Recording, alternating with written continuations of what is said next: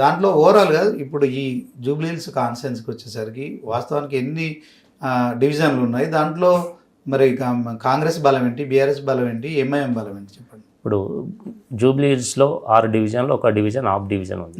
6.5 డివిజన్లు అనుకోండి. 6.5 డివిజన్లో 2 డివిజన్లకు ప్రాతినిధ్యం వహించే కాంగ్రెస్, 2 డివిజన్లు ఎంఐఎం, 2 డివిజన్లు బీఆర్ఎస్. గతంలో చూసినట్లయితే మనం 23లో జరిగిన ఎలక్షన్లలో దాదాపు ఒక 17,000 వేల మెజార్టీతో అజరుద్దీన్ గారు సెకండ్ ప్లేస్లో ఉండడం జరిగింది. అదే మనం 24లో జరిగిన ఎంపీ ఎలక్షన్లో 25,000 మెజార్టీ కాంగ్రెస్ పార్టీ ఎక్కువ ఇవ్వడం జరిగింది. దానం నాగేందర్ గారికి ఎంపీ ఎలక్షన్లో మనం ప్రత్యర్థి బీజేపీ పార్టీ కంటే 25,000 ఓట్లు ఎక్కువ వచ్చిన పరిస్థితి.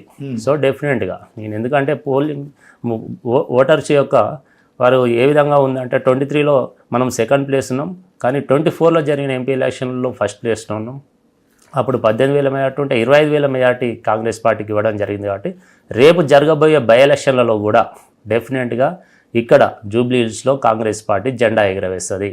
ఎందుకంటే గతంలో బీఆర్ఎస్ పాలనలో చేసిన కార్యక్రమాలకి కాంగ్రెస్ ప్రభుత్వం 1.5 ఇయర్లో చేసిన కార్యక్రమాలకి చాలా తేడా ఉంది. ఎందుకంటే మీరు సన్న బియ్యం తీసుకోవచ్చు, రేషన్ కార్డు తీసుకోవచ్చు, ఉచిత బస్సు ప్రయాణం తీసుకోవచ్చు, అదేవిధంగా 200 యూనిట్ల వరకు తీసుకోవచ్చు. గతంలో బీఆర్ఎస్ పార్టీ కార్పొరేటర్ గెలిచినప్పటికీ కూడా అక్కడ ప్రభుత్వం ఏం చేయలేకపోయింది పేద ప్రజలకు, మీలాంటి రహమత్ నగర్లో అని చెప్పి మీరు కాంగ్రెస్ పార్టీలోకి వచ్చారు.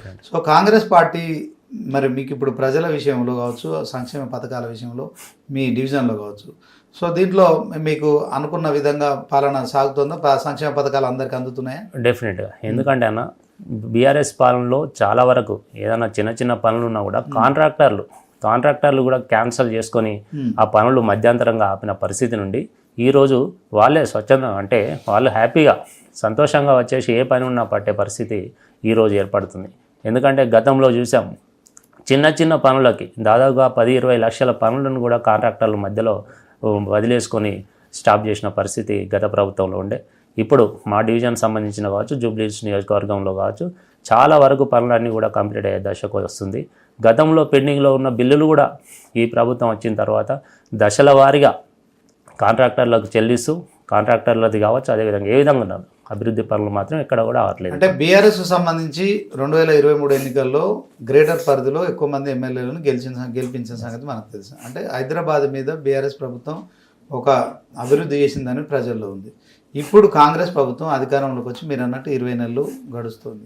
ఈ సమయంలో రహమత్ నగర్ డివిజన్లో మరి మౌలిక వసతుల విషయంలో కావచ్చు, తర్వాత మీరు ప్రజలకు ఏవైతే ఎన్నికల సమయంలో ఇచ్చిన హామీలు నెరవేరుస్తున్నారా, అందుకు తగిన నిధులు రేవంత్ సర్కార్ మీకు అందిస్తోందా, కాంగ్రెస్ ప్రభుత్వం పట్ల ప్రజల్లో ఎలాంటి ఫీలింగ్ ఉంది, నెగటివ్గా ఉన్నారా పాజిటివ్గా ఉన్నారా?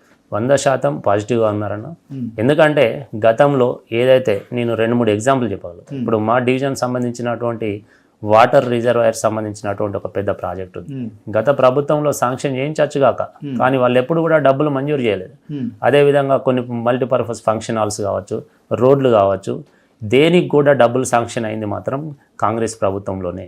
గత ప్రభుత్వంలో శాంక్షన్ చేయించిన దాఖలే ఉన్నాయి తప్ప డబ్బులు ఎప్పుడు కూడా మంజూరు చేయలే. ఓకే, ఇప్పుడు